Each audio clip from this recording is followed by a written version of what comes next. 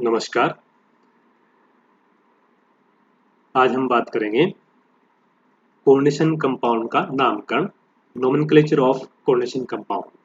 जिस तरह से अदर कंपाउंड्स का नोमेनक्लेचर आईपीसी के रूप से के द्वारा किया जाता है, उसी प्रकार कोऑर्डिनेशन कंपाउंड के लिए भी आईपीएससी के द्वारा कुछ रूल्स बनाए गए हैं। उनको फॉलो करते हुए ही इनका नोमेनक्लेचर किया जाता है। तो कुछ रूल्स के बारे में डिस्कस करें। नंबर 1, कोऑर्डिनेशन कंपाउंड का नोमेनक्लेचर नॉर्मल साल्ट की भांति दो शब्दों में लिखा जाता है। नाम यानी कोऑर्डिनेशन कंपाउंड का नाम दो शब्दों से मिलकर बना होता है। इसमें पहला शब्द होता है कैटायन, दूसरा शब्द होता है एनायन। दोनों शब्दों के बीच कुछ गैप रखा जाता है, थोड़ा सा गैप रख के लिखा जाता है उनको। Rule number 2, coordination entity positive, negative या न्यूट्रल हो सकती है, उसी के अनुसार उसका नामकरण किया जाता है। रूल नंबर 3, यदि कोऑर्डिनेशन एंटिटी अपने आप में एक न्यूट्रल मॉलिक्यूल है तो उसका नाम एक ही शब्द में बिना किसी गैप के लिखा जाता है। रूल नंबर 4, कोऑर्डिनेशन एंटिटी का नाम लिखते समय पहले लिगेंड का नाम और फिर मेटल का नाम लिखा जाता है। कोऑर्डिनेशन एंटिटी का मतलब कोऑर्डिनेशन स्फीयर के अंदर जो पार्ट होता है, दो पार्ट होते हैं, कोऑर्डिनेशन स्फीयर वाला पार्ट और कोऑर्डिनेशन स्फीयर के बाहर वाला पार्ट।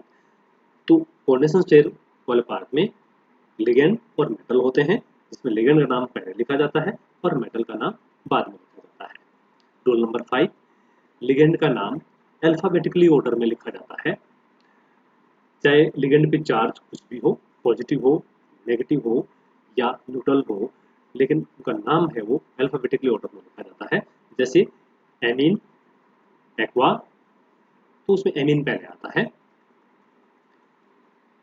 तो अल्फाबेटिकली ऑर्डर में वो फॉलो करते हुए लिखा जाता है। नेक्स्ट रूल क्या है, यदि कॉम्प्लेक्स कंपाउंड में एक से अधिक लिगेंड प्रेजेंट हो तो उन लिगेंडों के एक से अधिक लिगेंड एक जैसे हो, एक से अधिक लिगेंड हो सकते हैं लेकिन सेम हो, तो हम उन लिगेंडों के नाम के साथ प्रीफिक्स के रूप में डाई, 2 के लिए डाई, 3 के लिए ट्राई, 4 के लिए टेट्रा, 5 के लिए पेंटा, 6 के लिए हेक्सा, इसी ऑर्डर में यूज करते हैं, यानी प्रीफिक्स लगाया जाता है। यदि लिगेंड के नाम में पहले से ही डाई, ट्राई, टेट्रा है तो 2 के लिए 20, 3 के लिए 30, 4 के लिए टेट्राकिस प्रीफिक्स का यूज किया जाता है। जैसे इथाइलिन डाइएमिन, तो इथाइलिन डाइएमिन 2 मॉलिक्यूल हो तो इथाइलिन डाइएमिन, डाइएमिन थोड़ी लिखेंगे हम उसको, तो डाई डाई इथाइलिन लिख के क्या लगेंगे, 20 इथाइलिन डाइएमिन। तो 20 2 है पहले से नाम डाई आया हुआ है तो 20 का यूज किया जाता है। Now rule number next, ligand का नोमेनक्लेचर। लिगेंड का नामकरण हम कैसे करते हैं, लिगेंड नेगेटिव है तो उसके नाम के अंत में आइड, आइट, एट के अंतिम लेटर ई को उठाकर ओ लगा दिया जाता है।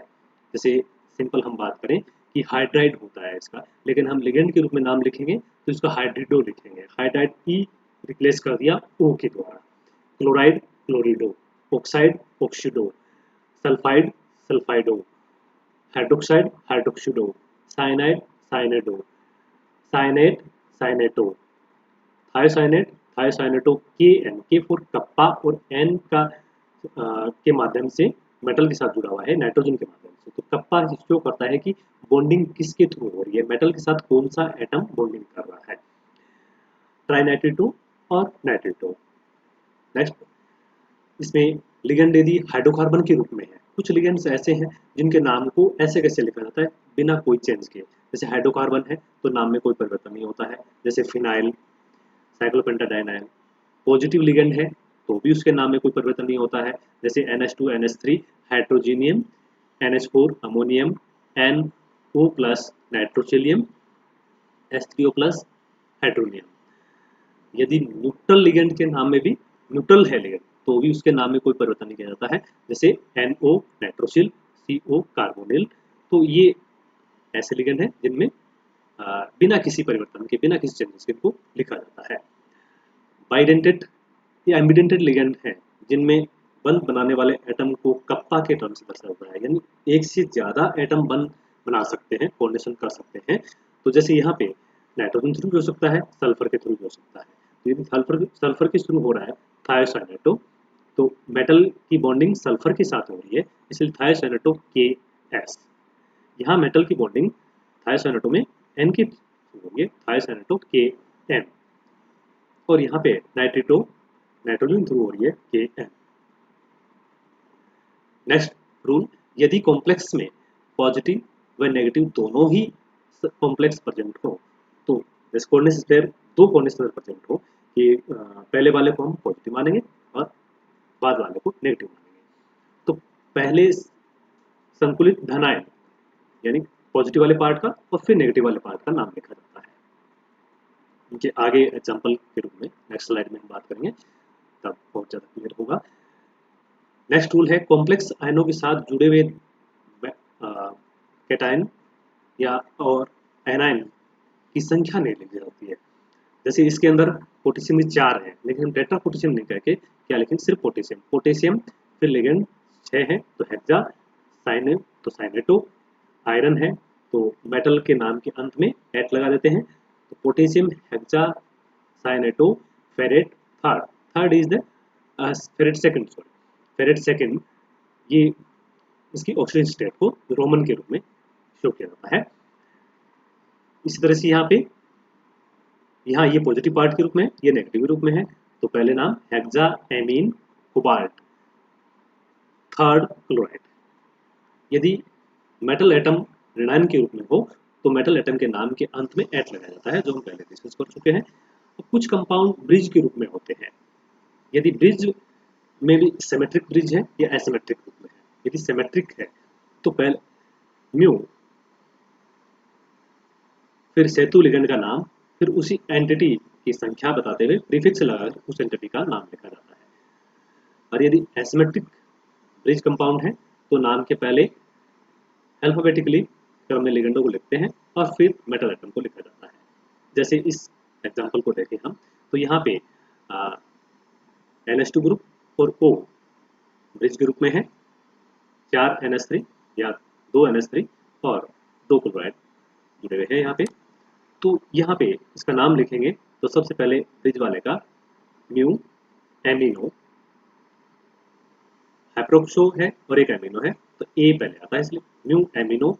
अब एमिनो के साथ में hexa amino di chloro, ligand आ गए सारे। उसके बाद म्यू हाइड्रोक्सो डाई कोबाल्ट 1 और 2, डाई कोबाल्ट, कोबाल्ट की ऑक्सीजन स्टेट 3, तो थर्ड, और क्लोराइड। फिर मेटल